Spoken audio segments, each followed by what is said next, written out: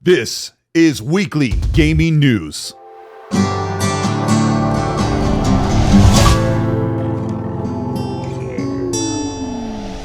Microsoft announced their financials for quarter one at the end of this year, and year-on-year the company made a profit of $25 billion off of their $70 billion cash investment into Activision and Blizzard, which is quickly paying off for Xbox. 43% growth from Activision Blizzard is part of the content and revenue increase for Xbox, and Xbox content alone grew 61% across Game Pass and games. But the console growth has dropped 29%, which is to be expected since they do not require the console for their games, nor do they prioritize or market the console as a keystone to their gaming business model. But Xbox monthly users are setting new records for Game Pass growth. Xbox's business model is wildly successful and not remotely comparable to how PlayStation measures their success across games and selling consoles. Black Ops 6 is a huge success. 1 week after the release of Call of Duty Black Ops 6, and the team announced that it was the #1 game in franchise history over 15 years, saying thank you to Call of Duty community for making the launch of Black Ops 6 one for the record books, setting new day one and opening weekend records. Together, you made Black Ops 6 the biggest Call of Duty 3-day opening weekend ever, #1 in total players, #1 hours played, and #1 total matches. Call of Duty Black Ops 6 also set a record for most new subscribers to Game Pass in a single day since the service started in 2018. We don't yet have sales figures for Call of Duty Black Ops across PC, Xbox consoles, and PlayStation, but you can assume that with the high reception of the game and soon to be revealed Metacritic score for Black Ops 6, it looks like the integration of Game Pass has not negatively affected the success of the new Call of Duty. Yes, it is projected by analysts that Call of Duty will sell fewer copies as some 5 to 10 million players across PC and Xbox that are Game Pass subscribers will be playing the game within the service for free instead of buying it, but the sales figures will be massively offset by huge subscription revenue within Game Pass. Another update for Assassin's Creed Shadows. Last week we announced that Shadows removed their 3-day early access edition, and new rumors of sources close to the team at Ubisoft have revealed that Assassin's Creed Shadows is doing very little in the way of polish and course correction in this 3-month delay. Some of the cultural insensitivities and inaccuracies in their portrayal of feudal Japan are, according to this source, reportedly less substantial for changes than fans had hoped. The delay is costing Ubisoft $20 million while also moving the game out of the lucrative holiday season.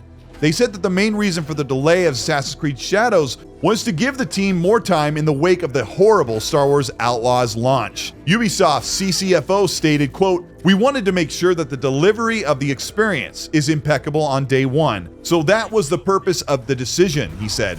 "We have good visibility for the game to be delivered with great experience by mid-February and with great quality. Assassin's Creed games don't typically come out buggy outside of Unity a decade ago, but the poor optics and negative reputation of Ubisoft this past year pushed the teams to delay Assassin's Creed Shadows. It seems that this is more of a cool-off time than an opportunity to deliver the best product possible. They are promising to have a great experience with, quote, great quality. Personally, I feel the team will be taking this additional 3 months to straighten out some of those inaccuracies and fix them, contrary to what this source is saying, but we'll have to wait and see early next year when the next set of previews start to surface." PlayStation's Wolverine sends its creative director over to work on Perfect Dark. Brian Horton, who was publicly named as the creative director of Sony Insomniac's upcoming Marvel Wolverine PS5 game, he is the new creative director at the Xbox-published Perfect Dark, the highly anticipated first-person shooter that is being co-developed by the Initiative and Crystal Dynamics. Horton will be bringing his wealth of experience to the upcoming reboot of Perfect Dark. PlayStation's Wolverine had its own issues as leaked footage in 2023 showed a very rough alpha stage of the game that was very derivative of the typical Marvel games from Insomniac, as well as a striking resemblance to Sucker Punch's Infamous. Fans weren't impressed with the direction Wolverine was taking, and Brian Horton left the project just a few months ago. According to research that I've done, this is the third creative director to be leading Perfect Dark with Crystal Dynamics and the Initiative Studio.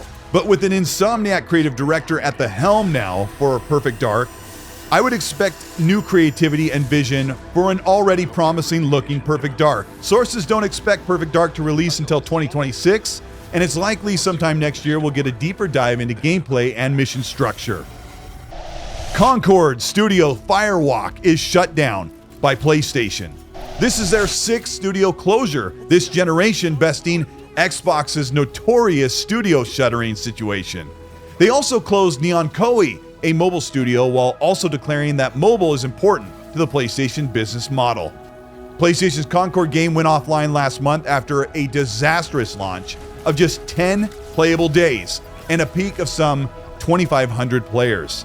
In a message to PlayStation staff, Herman Hulst, CEO of PlayStation, said Fireworks Studios will close alongside Neon Koei, a mobile game, and the shutdown will affect 210 jobs. Communication Workers of America, a labor union body, is filing against Sony and PlayStation in response to the closure of these studios, saying, quote, Sony's decision to dissolve studios outside their walled garden of PlayStation exclusive content, rather than making games that have to compete in the highly diverse and competitive mobile game market, should be a cautionary warning sign of Sony's interest in furthering their monopoly position in the video game industry, close quote. PlayStation's response is that they spent considerable time these past few months exploring all their options with Firewalk Studios, and Herman Hulst said after much thought, they've determined the best path forward is to permanently sunset the game and close the studio. Hulst said that Concord didn't hit Sony's targets and that PlayStation will take lessons learned from Concord and continue to advance their live service capabilities to deliver future growth in this area. Concord cost PlayStation 8 years of development, housing over 100 developers and a staggering $400 million to make. Firewalk promised to come back stronger in 2025 and renewed only to be shuttered by Sony. Concord would be a money sink whether it was free to play or not, and since the interest for the game, even with a free beta, was near zero, anything seemed impossible. PlayStation has yet to prove they can deliver a games as a service experience or any kind of multiplayer game with any staying power beyond Helldivers 2. Dragon Age Veilguard reviews. Dragon Age Veilguard shocked gaming fans with over 50 critic reviews, leveling out at around 84 out of 100. The game has been marred in controversy due to visual design decisions and inclusive choice. Critics, which are allegedly handpicked from EA and BioWare, mostly had positive reviews and coverage, but some prominent content creators might not even be verified on Critic, but were denied or omitted getting early access to review codes. Even if they were flown out to the preview event, some prominent channels were not given access. Million sub channels like Mr. Matty Plays and SkillUp ultimately said Dragon Age Veilguard was disappointing, saying that storytelling fell flat, dialogue was cringy, and even combat became boring and repetitive. Wolfheart FPS, a channel with 250,000 subs, said that 3 creators, myself included, were a bit more critical than others with our hands on time with Dragon Age the Veilguard. Not a single one of us will be getting a review code with time to actually give opinions before release. Just thought I would throw that out there, close quote. Veilguard reviews still were overwhelmingly positive, and the performance on PC and console is being hailed by Digital Foundry. Frostbite engine for EA has always been impressive, and the game looks and runs without a hitch on PC and will likely be polished product on PS5 and Xbox Series consoles. The Xbox and PS5 versions, though, run the game at around 720p in performance mode with Fidelity Super Resolution, bringing it up to look like 1440p at 60 FPS. The game runs as low as 500p on the PS5 and Xbox Series X. If you're a fan of playing in quality, you can do that at 30 FPS with real ray tracing. Fans are excited about the beauty of the world and the varied combat system, but one more controversy dominated the news cycle for Dragon Age, and it's the highly criticized shoehorning of exclusive orientation and gender identity. According to Xbox Era, these things are rarely mentioned and only positioned as options for the player early on if they choose. Dragon Age longtime fans are well aware that the series has always included some type of orientation choice and diverse characters, even as far back as a decade ago with the second Dragon Age game. But then this surfaced. Pounding that snake's nose, she's still holding the ruby in her other hand. Maker's panties, I was so proud. They're still holding it, sorry. Oh, Tash isn't the first non-binary member of the Lords. Really? It was a little before your time, but Horlicks was one of ours. Huh. Bastard looked better than I did in a dress or pants. And out of them too. Any reason you can't just apologise? Sometimes people say, oops, sorry, and hope that fixes it. But they just want to get the whole thing over with. Trust me, I know. Some people mess up and get all dramatic. They make it about them. Oh, I didn't mean it right. I'd never do that on purpose. They feel so bad about it that it's on everyone else to smooth it over and make them feel better. They made the mess, they fix it, done. Inclusion and diversity are fine in games, but making the audience feel responsible or even lectured for the use of pronouns and to draw it out in cutscenes feels out of place in the genre, time period, or even a forced agenda to many players. Gaming fans are noticeably irritated with a small subset of people rising their social situation to the top of the heap of entertainment. But if you can sideline the very few and far between moments that people find controversial, there looks to be a really great game, great story, and excellent combat with Dragon Age Veilguard. I expect the reviews to settle out into around 8 out of 10, and user review scores to be all over the board. Speaking of BioWare, the reception for Dragon Age Veilguard has blossomed the discussion about the next Mass Effect game. Mass Effect 4 or Mass Effect 5, whatever we're going to be calling it, the creative director, Mike Gamble, has been very open and active on social media this week as the reviews for Dragon Age hit the news cycle. Fans are asking about the state or tone of the next Mass Effect and are being reassured that the next entry will be more serious and less stylized than the recent Mass Effect or even Dragon Age. Mass Effect Andromeda, although amazing in combat, is less serious toned and stylized, with its Pixar-like characterization ultimately killed what made the trilogy an absolute classic. Mass Effect 5 already aims to return to its roots and continue on the story of the Milky Way galaxy that Commander Shepard once saved, bringing back some classic characters like Liara. Mike Gamble said, quote, "I'm not sure I agree with the Pixar thing, but Mass Effect is photorealistic and will be as long as I'm running it." Mike Gamble explains that both games are from the same studio, but Mass Effect is Mass Effect. He said how you bring a sci-fi RPG to life is different than other genres or IPs and has to have different kinds of love. He said regarding the tone questions, Mass Effect will maintain the mature tone of the original trilogy. This is all I'm going to say for now, close quote. Mass Effect 5 is likely out in 2028 or later, but BioWare needs to take their time and get it right with all that makes the series great. With the success of Dragon Age Veilguard and lessons learned, fans should be hopefully optimistic, even if the payoff is not out for another 4 or 5 years. Indiana Jones and the Great Circle had previews. Journalists and content creators, myself included, had hands-on with almost 2 hours of Indiana Jones and the Great Circle. The preview included 3 missionaries across Indy's College, the Vatican, and Giza. Previews were mostly positive, praising the visuals, immersion, and outstanding work of Troy Baker's Indiana Jones. Criticism for the game's heavy reliance on stealth and overly used gameplay mechanics along with slower pacing is a cautionary remark from many outlets. Fans hoping for a first-person Uncharted from the team behind Wolfenstein will be disappointed, and Kinda Funny Games' middling expectations, expecting the game to score a low 80 or high 70 Metacritic. Fans excited about comparisons to Dishonored or Chronicles of Riddick Butcher Bay are praising the outlook for Indiana Jones, while fans of the action-adventure shooters are disappointed that the game isn't more like Wolfenstein or a first-person Tomb Raider.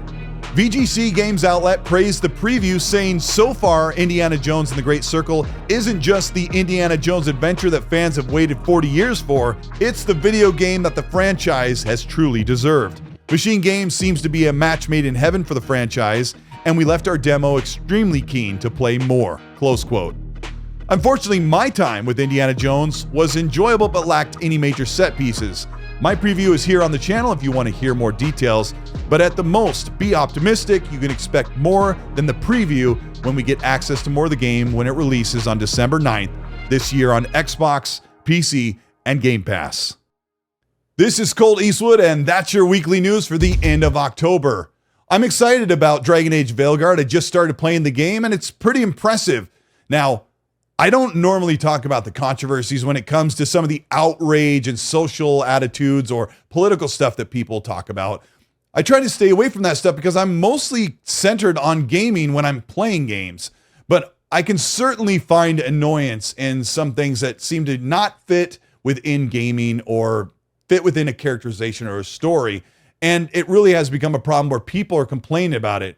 I think it's great that there's people all over the world that are totally different. And I think if you're going to add something in for representation, you need to make sure you leave everything else in that we have always liked. So there definitely has been a theme of some of our major studios, major publishers, some of our favorite franchises really struggling to reemerge in a modern era. And I'm talking about stuff that's like 15 to 10 years old that we're waiting to come back.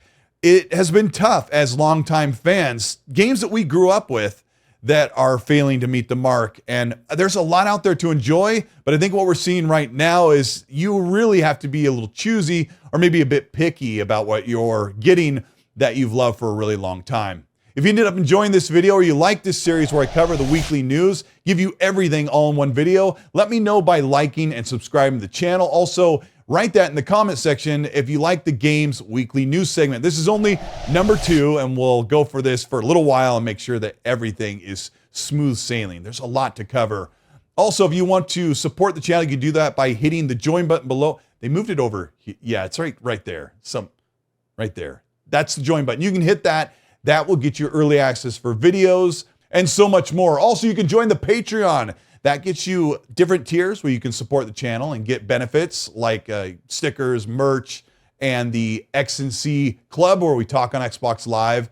Also, check out the X&C podcast that runs every week, Monday, 5 p.m. Pacific, 8 p.m. Eastern. There I'll be having guests on with Middle Age Game Guy and I to talk about the news. Some of the stuff we covered here we'll cover in more depth, get some inside information, and get industry people on when we can. So thanks for checking out that show as well. Let me know what you thought about this news segment. What was the most poignant thing for you? And while you're there, as I always say, be nice.